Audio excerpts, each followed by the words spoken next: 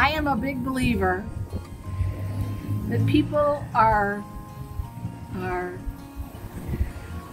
when you put a limitation on a person, when you don't believe that they can do everything that they can do, that you limit their lives. So if you look at someone and say, there is no way this child who at 4 utilizes crutches and has no real feeling below the waist, she will never ride independently, and on top of that, she will never walk, trot, canter, or jump. And I know for a fact that she does.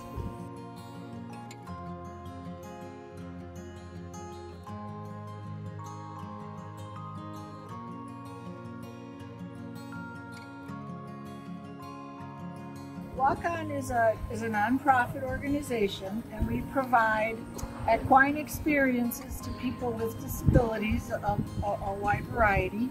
About 90% of what we do is therapeutic riding, which is a lesson specially designed for each rider.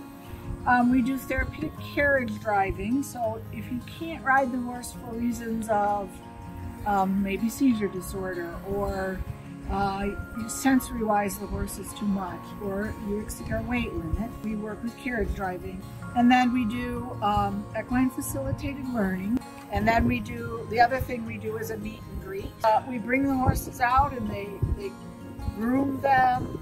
Sometimes they lead, and then they feed a treat. Because sometimes it's just nice to be out in this beautiful area with nature and enjoy a horse.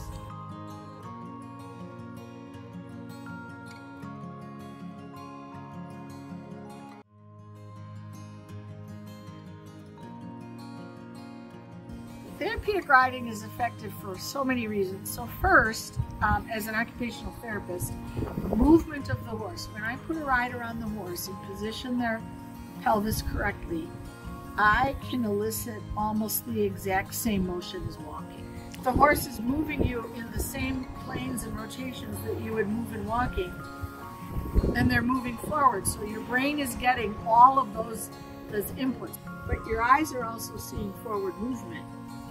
So all of these things work. So for riders who, particularly children, but someone who has had a stroke or someone, you're getting as close to normal movement of walk as you can get. It can strengthen the trunk, it can strengthen the shoulders.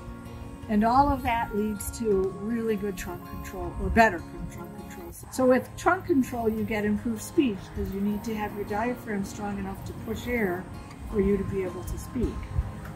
It's also a lateral. You also need a lot of coordination to not just sit on the horse, but to guide the horse.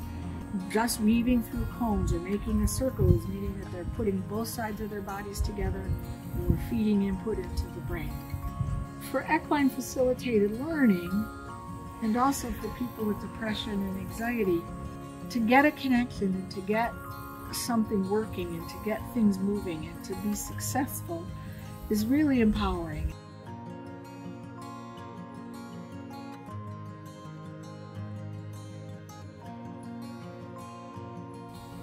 Primarily, our clientele is probably 50% having some kind of autism.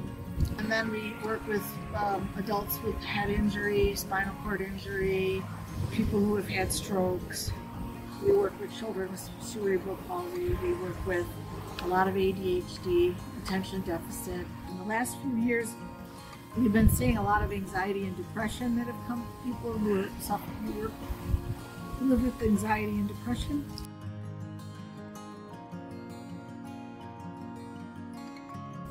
We do an OT evaluation initially, where we talk to both, if you're a child, up to about 10 or 12, we talk to your parents. If you're a child at 12 or older, somewhere in there, and can communicate with us, then you get to be part of the discussion about what is it we want from riding. Do we want balance? Do we want strength?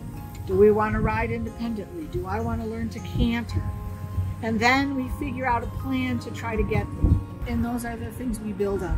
What's fun for them, what's a challenge that they can accomplish, and we build on those. The goal for me is that all of my riders and drivers outgrow me and end up riding at a barn that doesn't have the support here I want them, maybe they own their own horse. I have several who've gone on to own horses. That's my goal.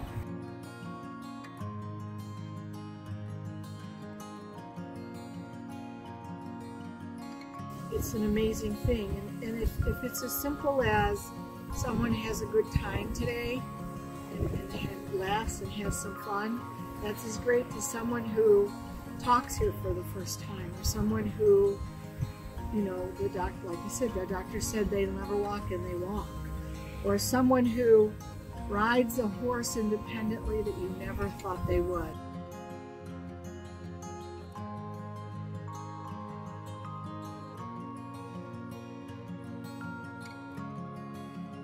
We had a boy who has autism, and he always had help, and he always had people, but he slowly started to look like he could do it, and one day we could unhook him. He guided that horse through a whole pattern, did everything, and we, you know, Mom was crying, we were all ecstatic because what a triumph. And the next week, the mom said, "You don't understand, you know, that day when he was done with his homework, he put his homework in his backpack, he put his backpack by the door without being told. Done it every day since." And that's pretty unheard of. You know, she said, I just can't believe that being independent on the horse led to him understanding he had responsibilities elsewhere. So, you know, when you get to say, wow, I was a part of that. I was a part of that understanding in that child, however minuscule it was. It's pretty amazing. So that's how you get addicted to therapeutic riding.